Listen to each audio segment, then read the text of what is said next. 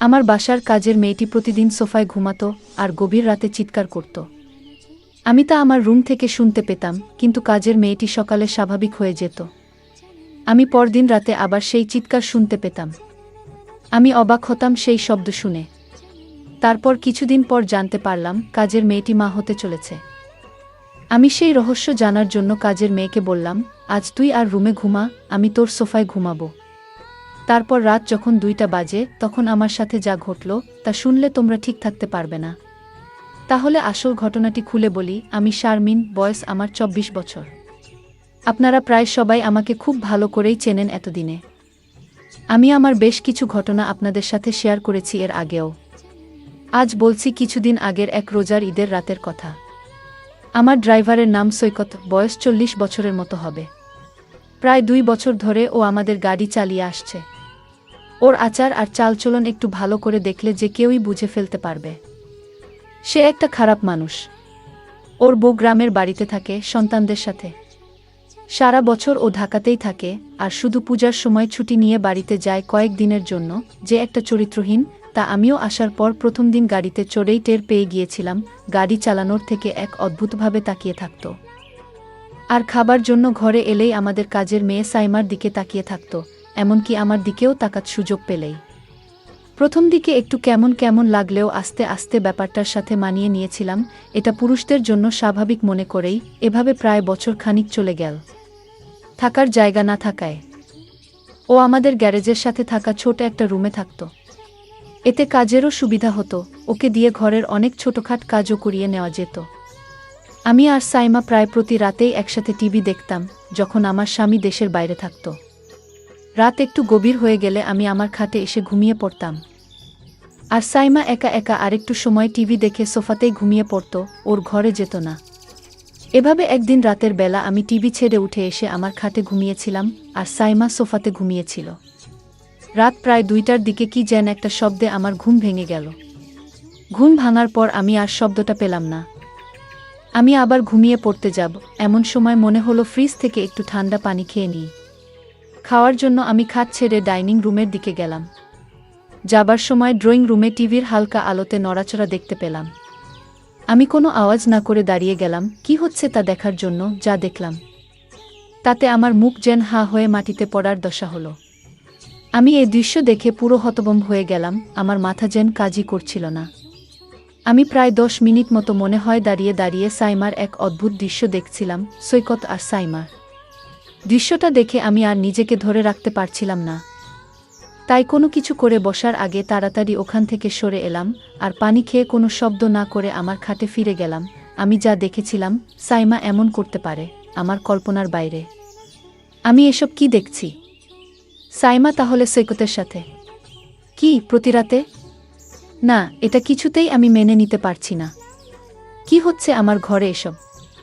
আমি জানতাম কাজের মেয়েটি অনেক ভালো ছিল। আজ তার দৃশ্য দেখে আমি নিজের চোখকে বিশ্বাস করতে পারছি না। আমি কাজের মেয়েটাকে জিজ্ঞেস করলাম, কতদিন ধরে চলছে?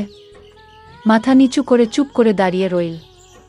আমি ওকে অভয় দিয়ে বললাম, ভয় পাস না, আমি তোকে কিছু বলছি না। কিন্তু সে যদি তোকে কিছু বলে তাহলে আমি ওকে পুলিশে দেব। সাইমা তখন হতাশ হয়ে বলল, না আপা, সৈকত আঙ্কেল আমাকে করে কিছু বলে নাই।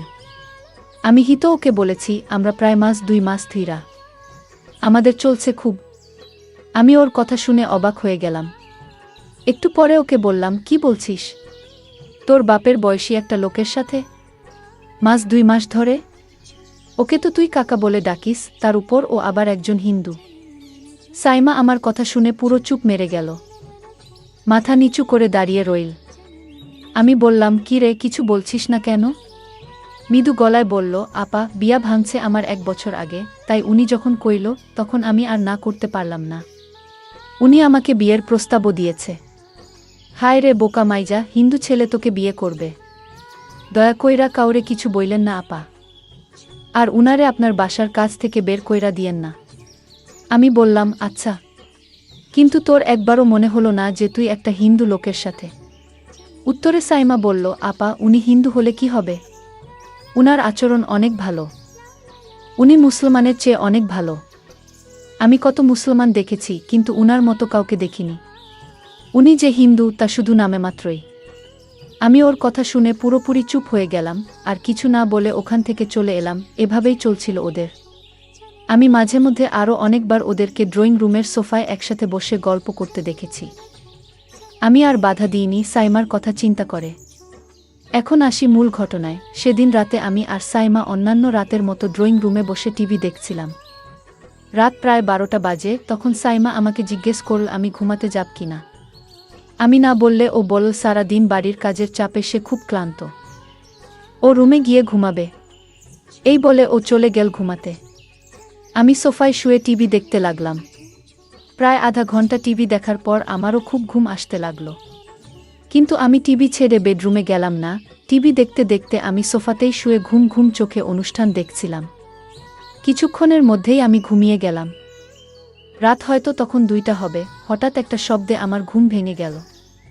ঘুম ভাঙার পর কয়েক মুহূর্ত সময় লাগলো পুরোপুরি সম্বিত ফিরে পেতে। তারপর বুঝতে পারলাম কি ঘটতে যাচ্ছে। আমি ঘুমের ভান ধরে শুয়ে রইলাম।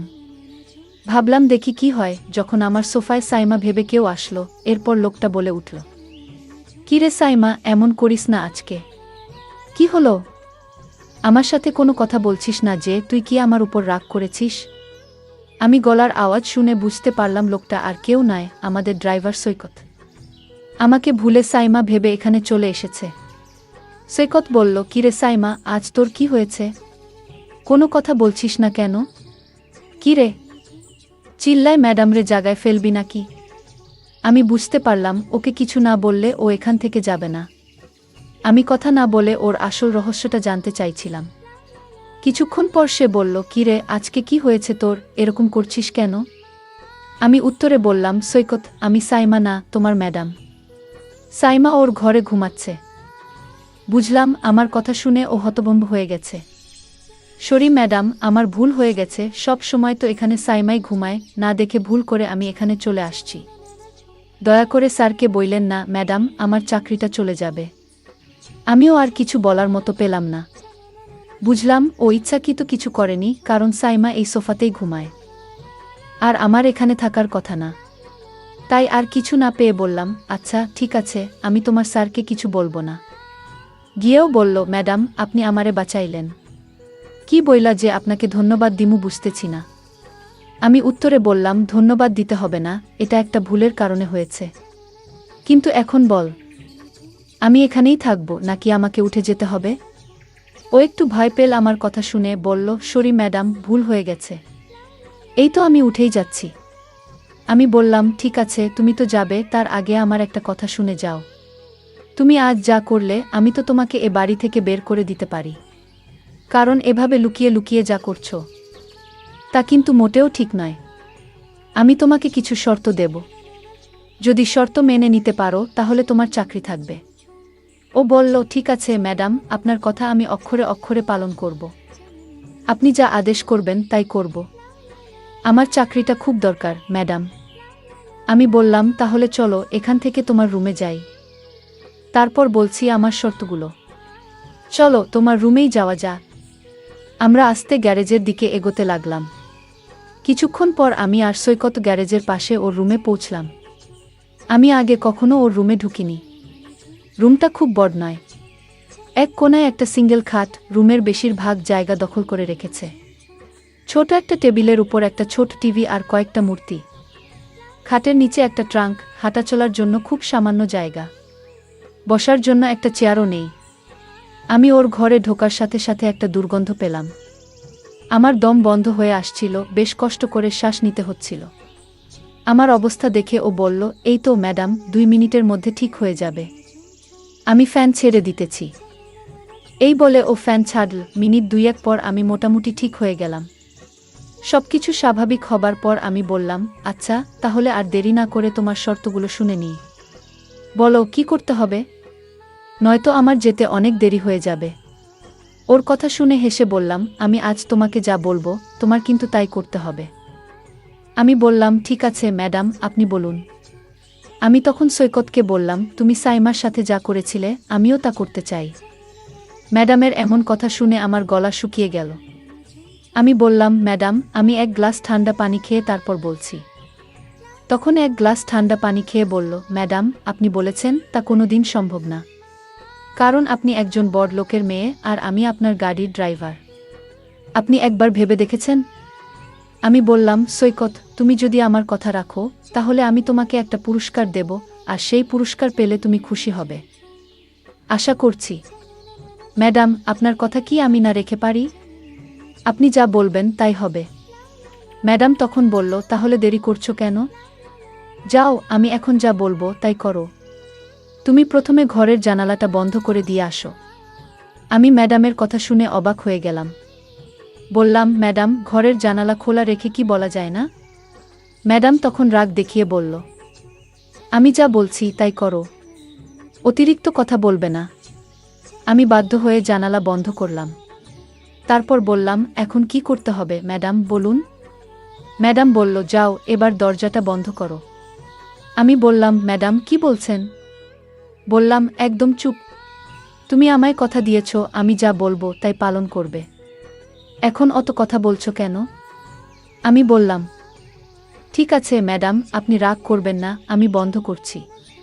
আমি তখন হেসে হেসে বললাম, সৈকত, আমি জানি তুমি একজন ভালো মানুষ, আর তাই আমি তোমাকে একটা কথা বলবো, সেটা হলো, আমি চাই তুমি হিন্দু থেকে মুসলমান হয়ে যাও। যদি তুমি হিন্দু থেকে মুসলমান হও তাহলে তোমার সাইমাকে আমি তোমার সাথে বিয়ে দেব। আর সাইমা যেহেতু মুসলমান, তার বাবা এটা মেনে নেবেন না। আমি ম্যাডামকে বললাম, কিন্তু? বললাম, কোনো কিন্তু নয়। তুমি আমায় আগেই কথা দিয়েছ আমার কথা রাখবে। আর তাছাড়া সাইমা মা হতে চলেছে, সুতরাং তোমার এখন তাকে বিয়ে করতে হবে। তোমার ঘরে আমি আসার কারণ হচ্ছে, আমি তোমাকে পরীক্ষা করছিলাম তুমি ভালো না খারাপ। আসলে তুমি একজন ভালো মানুষ। তুমি আমার পরীক্ষায় পাশ করেছ, সাইমা যা বলেছে সেটা সত্যিই বলেছে। আসলে তোমার মতো মানুষ খুব কম পাওয়া যায়। আমি সাইমার সাথে তোমার বিয়ে দেওয়ার জন্যই তোমাকে এখানে নিয়ে এসেছি। সৈকত বলল, ম্যাডাম, আপনার যা ভালো মনে হয় তাই করুন। বন্ধুরা, আজকের গল্পটি তোমাদের কেমন লাগলো তা অবশ্যই কমেন্ট করে জানাতে ভুলবে না। আর প্রতিদিন এরকম নতুন নতুন গল্প পেতে আমার চ্যানেলটিকে সাবস্ক্রাইব করে পাশে থাকবেন। ধন্যবাদ।